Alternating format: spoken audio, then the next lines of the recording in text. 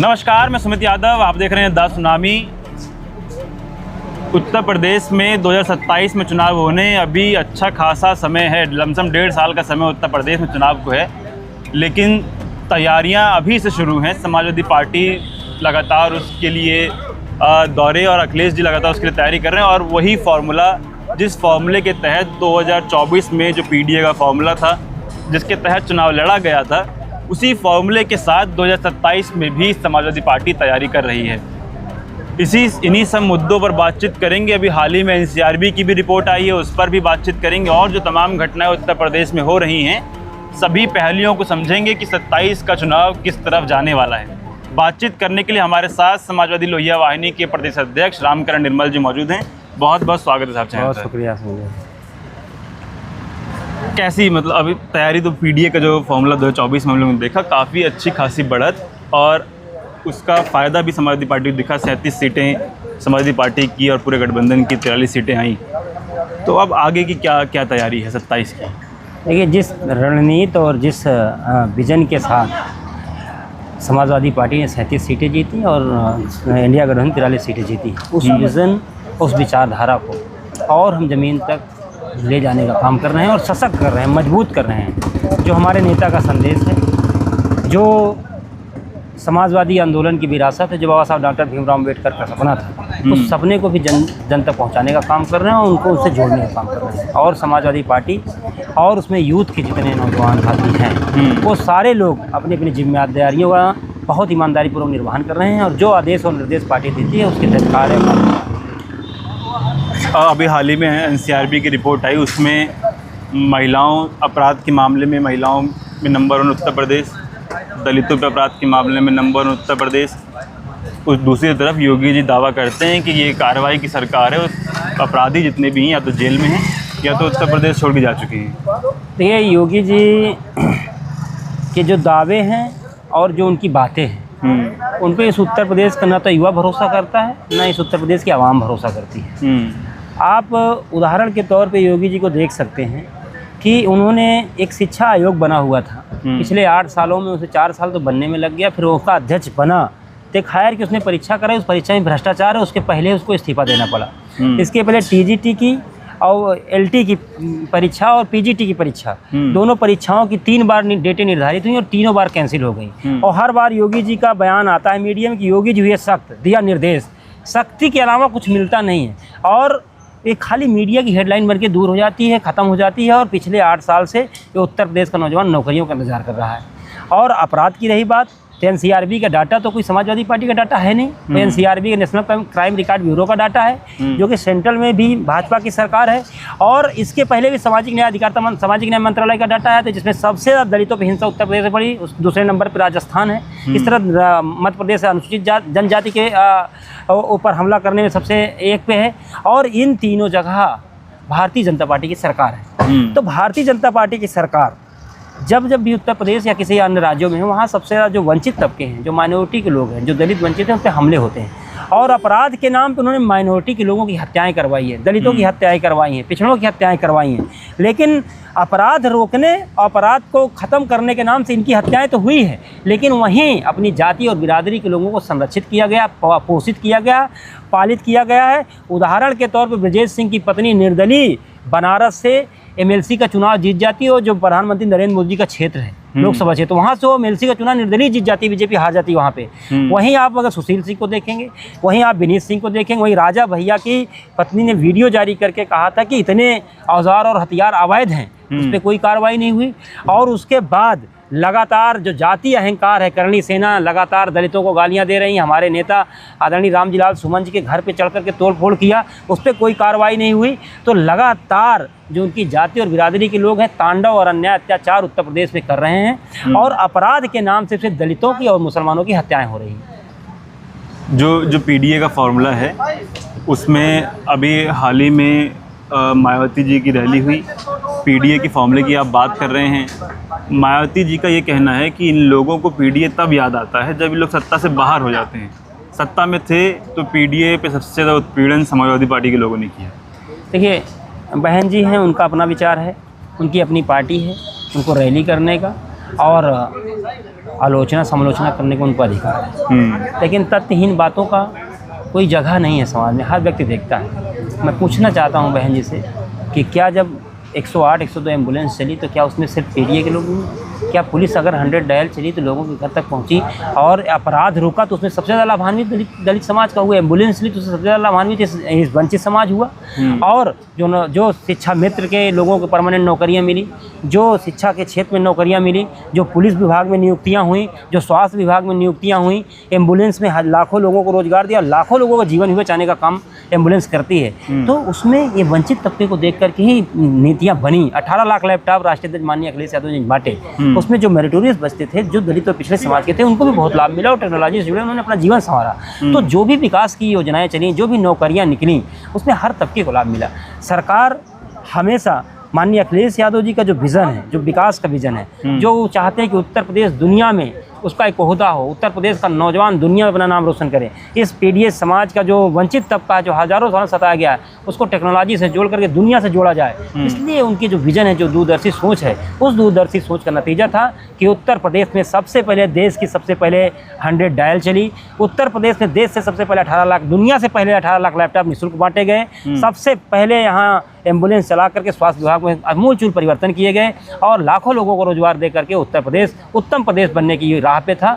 और उत्तर प्रदेश 5 सालों में जहां चला था, जितनी स्पीड जिस गति से चला था, भारतीय जनता पार्टी की सरकार आने से 8 सालों में उसके विकास की गति के उसके पहिए पर रोक लग गई है। अच्छा, अभी हम लोग जहाँ मौजूद हैं, मेरे पीछे ये हमारे पीछे लोहिया पार्क है, ये समाजवादी पार्टी सरकार बना। आप तमाम काम गिना रहे हैं और ये तमाम काम 2017 की कैंपेनिंग के दौरान आप लोगों ने बताया। आपने कहा कि काम बोलता है, लेकिन काम बोलता रह गया, सरकार भारतीय जनता पार्टी की बन गई। 2022 में भी यही नतीजे आए, 2019 में भी यही नतीजे आए। तो जब आप इन कामों को गिनाते गिनाते आप 17 का चुनाव हारे, 19 का चुनाव हारे, 22 का चुनाव हारे, अब 27 की आप तैयारी कर रहे हैं इन्हीं काम के भरोसे। देखिए, चुनाव हार जीत से तय नहीं होता कि आपने काम किया है नहीं किया। हाँ, बाबा साहब डॉक्टर भीमराव अम्बेडकर आजीवन दलितों पिछड़ों की लड़ाई लड़ते रहे और उन्हें पलवंकर बलू नाम के एक व्यक्ति ने हरा दिया। चुनाव लड़े थे, उन्हें हरा दिया गया। चुनाव हारना जीतना अलग का है, लेकिन जो काम विकास का हुआ है, और 2017 में, 2022 में, लेकिन हम 2024 में तो जीते ना, उसी काम के दम पे, उसी प्रचार के दम पे, उसी स्ट्रेटजी के दम पे हम जीते ना। 2024 में हमने जीता और 2024 में जहां भाजपा अपने प्रचंड बहुमत में थी, अपने गुरूर में थी, राम मंदिर के आंदोलन के बाद भाजपा कहती थी कि हम यहां 80 के 80 सीटें जीत जाएंगे, हम 400 सीटें जीत करके संविधान को बदल देंगे, हम दलितों पिछड़ों का आरक्षण खत्म कर देंगे। लेकिन उसी प्रचार, उसी स्ट्रेटजी, उसी विकास के काम, उसी विजनरी नेता के नेतृत्व में हम लोगों ने भारतीय जनता पार्टी को बैसाखी पे लाने का काम किया। और उत्तर प्रदेश में जहाँ समाजवादी पार्टी सबसे बड़ी पार्टी बन के उभरी, वहीं देश में 3रे नंबर की सबसे बड़ी पार्टी बन के उभरी। उसी काम, उसी नीति, उसी विजन के तहत उत्तर प्रदेश में भी हम सरकार बनाएंगे, समाजवादी पार्टी की सरकार बनेगी। कोई कन्फ्यूज़न नहीं होगा यहाँ सीट शेयरिंग में।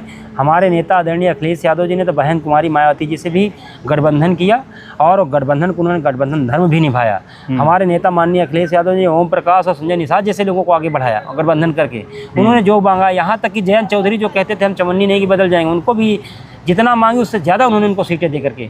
गठबंधन धर्म निभाने और व्यवहार निभाने हमारे नेता की कोई सानी नहीं है। वो कभी भी, हमारे नेता देश के ऐसे पहले नेता हैं कि जो गठबंधन का जो साथी होगा, जो भी साथी होंगे, वो उनको पूरा सम्मान और इज्जत देते हैं। यहाँ तक कि आपने पल्लवी पटेल जी की राजमाता जी को देखा होगा, उनके साथ गठबंधन था हमारा। पल्लवी पटेल जी ने वहाँ केशव मौर्य को हराने का काम किया। और जहाँ भी होगा, माननीय राष्ट्रीय अध्यक्ष विजनरी नेता हैं, वो अपने हिसाब से इस क्षेत्र को देख लेंगे। लेकिन मैं आपको अभी कंफर्म कर देता हूँ, कोई कन्फ्यूज़न नहीं है, समाजवादी पार्टी प्रचंड बहुमत की सरकार उत्तर प्रदेश में बनाने जा रही है। 2027 में आपकी भी कहीं से तैयारी?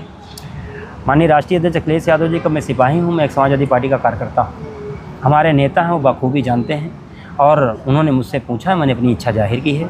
मैं खागा से मैंने अपनी इच्छा जाहिर की है।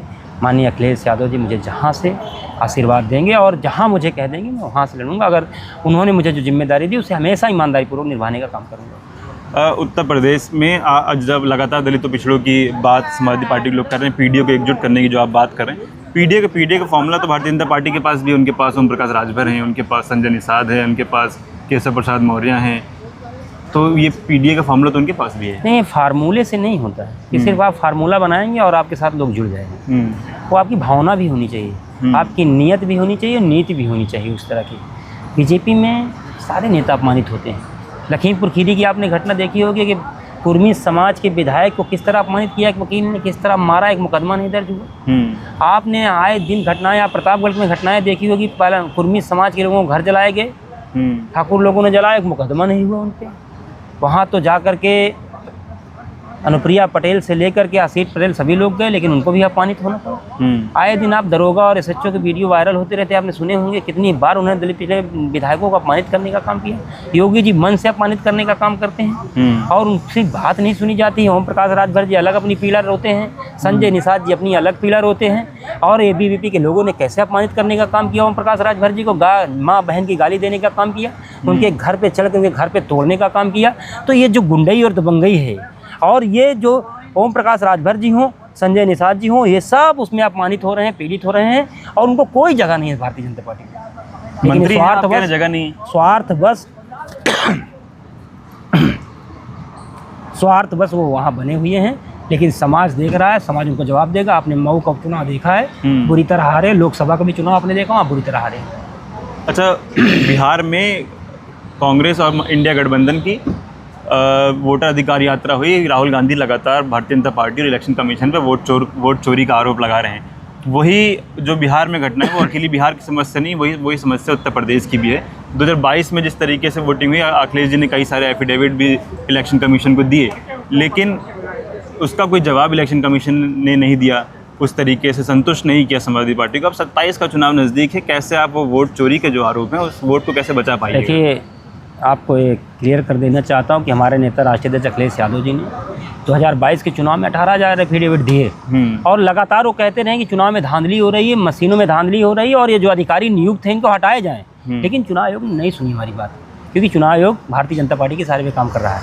वही बात राहुल जी 3 साल बाद लाए और उन्होंने कहा कि उन्होंने प्रूफ के साथ विधानसभा का उन्होंने डाटा कलेक्ट किया और उन्होंने प्रूफ के साथ दिया और उन्होंने कहा और इस बात जनता तक पहुंचाने का काम किया। उसमें समाजवादी पार्टी और इंडिया गठबंधन के सभी लोगों ने उसमें भागीदारी दी और पूरे देश ने जाना कि कैसे भारतीय जनता पार्टी ऑटो की चोरी करके, ऑटो की डकैती करके तो जीतती है।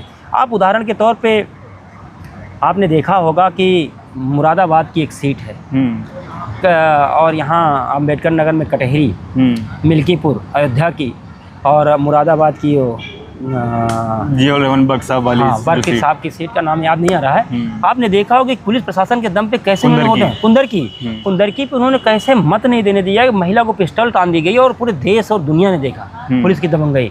और वहाँ वोटिंग प्रतिशत जहाँ ये समाजवादी पार्टी का वोट रहता हो, वहाँ भारतीय जनता पार्टी ने समाजवादी पार्टी के लोगों को घर से निकलने नहीं दिया गया, बैरिकेडिंग लगा के रोकी गई और उन्हें डराया गया, मुकदमों से डराया गया और वहाँ ज़बरदस्ती लूट किया उन्होंने, वोटों की चोरी नहीं की, लूट किया, डकैती की और वो चुनाव जीते हैं। तो पूरा उत्तर प्रदेश का आवाम जानता है कि ये अपनी ईमानदारी से कोई चुनाव नहीं जीते। यही सवाल है कि वो चुनाव जीते हैं, अंत में जो फैसला है वो माना जाता है। तो कैसे फिर बचाइएगा समाजवादी पार्टी? जब आपका आरोप है कि डीएम उनके साथ है, एसपी उनके साथ है, इलेक्शन कमीशन उनके साथ है, तो कैसे लड़िएगा? ये बाबा साहब डॉक्टर भीमराव अम्बेडकर के संविधान से बनाया देश चलता है और हम लोग उनके मानने वाले लोग हैं। आज समाजवादी पार्टी अपने बूथ स्तर पे मजबूती कर रही है। बीएलए जो बूथ लेवल एजेंट होते हैं उस पर काम कर रहे हैं। सेक्टर, जोन, बूथ पे हर जगह निरंतर काम हो रहा है समाजवादी पार्टी का। उनके विजिलेंस हो रहे हैं, लगातार उन संगठनों को मजबूत किया जा रहा है और एक एक बूथ पे 10-10 लोगों को खड़ा किया जा रहा है। हम लगातार तैयारी में लगे हुए हैं, एक एक बूथ पे हमारी नज़र है, माननीय राष्ट्रीय अध्यक्ष अखिलेश यादव जी की नज़र है। हम उस पूरी तैयारी, पूरी स्ट्रेटजी के साथ आएंगे। हमारा बूथ पे 10 आदमी मिलेगा, हमारा बीएलए मजबूती के साथ खड़ा रहेगा और अब की बार हम लूट नहीं होने देंगे। और चुनाव आयोग को भी संविधान से चलना होगा, समाजवादी लोग अपनी सत्ता में बताने का काम करेंगे मजबूती के साथ। एक एक वोट का हिसाब होगा, एक एक वोट पे हमारी नज़र है। माननीय अखिलेश यादव जी ने ऐसा तरीका अपनाया है और ऐसी स्ट्रेटजी बनाई है और लगातार हम लोगों का उस पर सुपरविज़न होता रहता है, उनके नेतृत्व, उनका दिशा निर्देश मिलता रहता है। और समाजवादी पार्टी के एक कार्यकर्ता, चाहे वो मेन संगठन हो चाहे वो फ्रंटल संगठन हो, उनके निर्देशों का पालन करते हुए हम लोग बूथ पे, सेक्टर पे, जोन पे काम कर रहे हैं। और बहुत सारी बातें हैं जो आपसे नहीं शेयर की जा सकती है। समाजवादी पार्टी अपनी 27 को ध्यान में रखते हुए लगातार तैयारी में जुटी हुई है। और राष्ट्रीय अध्यक्ष जी ने कल प्रेस कॉन्फ्रेंस में भी कहा है कि हमें ज़मीन पे काम करना होगा, हम ज़मीन पे काम करेंगे। हम ज़मीन पे गए हैं और उसी का नतीजा था कि 2024 फेसबुक बंद करने के बाद उन्होंने नहीं, फेसबुक तो सूचनाओं का आदान प्रदान है। फेसबुक जब हमारा जबरियन उन्होंने बंद किया, अब आपने देखा कि कैसे एक प्रसिद्ध, एक देश की तीसरी सबसे बड़ी पार्टी के नेता हैं और एक समाजवादी पार्टी के राष्ट्रीय अध्यक्ष हैं, उनको जो फेसबुक अथॉरिटी वो कहती है कि ऑब्जेक्शनेबल और कंटेंट है आपकी फेसबुक, इसलिए आपको फेसबुक बंद कर दिया गया। अब आप समझिए कि जब इतने बड़े नेता सुरक्षित नहीं है, अगर कोई बात कहने पर उनके फेसबुक को सस्पेंड किया जा सकता है, तो हम आपकी क्या बात है। हम आपको, हमारे हज़ारों कार्यकर्ताओं की फेसबुक आए दिन बंद हो रही है, मुकदमे दर्ज हो रहे हैं उस पर कहता है सेक्सुअल ऑब्जेक्शनल क्या क्या शब्द लिख करके, जो कि शोभा नहीं देता है, और वो आरोप लगाकर उनकी फेसबुक सस्पेंड की गई है। तो ये तानाशाही है।